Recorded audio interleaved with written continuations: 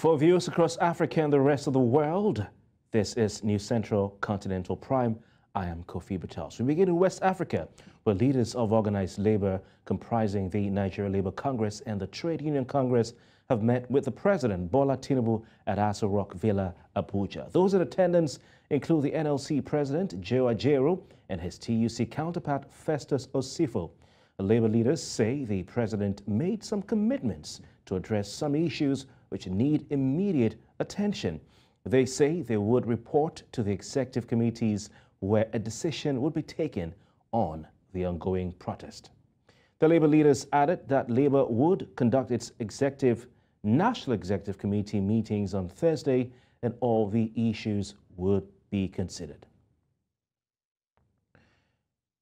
Earlier in the day, the Nigeria Labour Congress, the NLC and other labor unions embarked on a nationwide protest to vent their grievances about the state of the nation. In Lagos, the procession went through the popular Awolowo Way in Ikeja and ended at the State House of Assembly. Bernard Akede was there and filed in this report.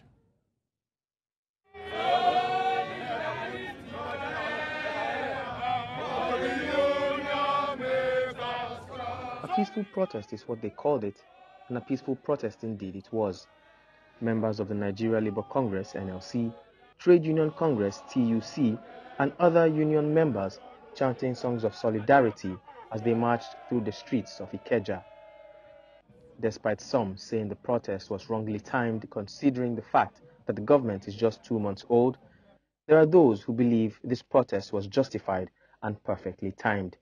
I think the protest even came too late, because there should have been an immediate reaction to that attack on the survival of the people when fuel subsidy was removed on May 2029. But I guess, you know, the civil society groups, labor, all of them have become also lethargic.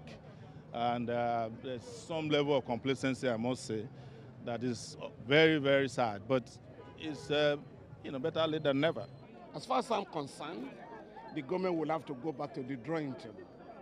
First of all, this country has invested close to $6 billion on fixing refineries, $2.7 billion to fix as a contribution to Dangote refinery, $1.5 billion to fix Port Harcourt refinery, $1.4 billion to fix Warri and Kaduna refinery. Nigerians are demanding for explanation. What has happened to the huge fund?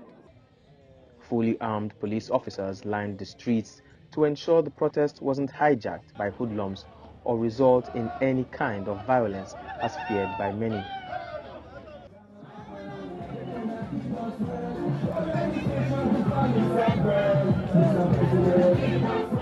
On arriving at the State House of Assembly, the procession came to a halt and the crowd was addressed by union leaders. Responding to the demands of the union, the Deputy Governor said their message was well received and will be passed on to the appropriate quarters. A lot of things have been said. We have heard you. And the letter has been given to us. What we all want is a better Nigeria. And I'm sure that we will get there. But the leadership has said we should dialogue. We will dialogue. The union said this protest was necessitated by the recent economic hardship Nigerians are currently facing, which was caused by the removal of petrol subsidy, amongst other issues.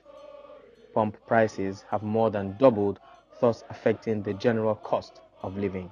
The protest has finally come to an end, and today's activity has come to a close at the Lagos State House of Assembly, where several persons have addressed the crowd, including and notably the Deputy Governor of Lagos State. The Labour Congress members are asking not just for increase in wages, but for the reduction in corruption, for explanations to why certain policies are being put in place, and for Nigerians to have better lives.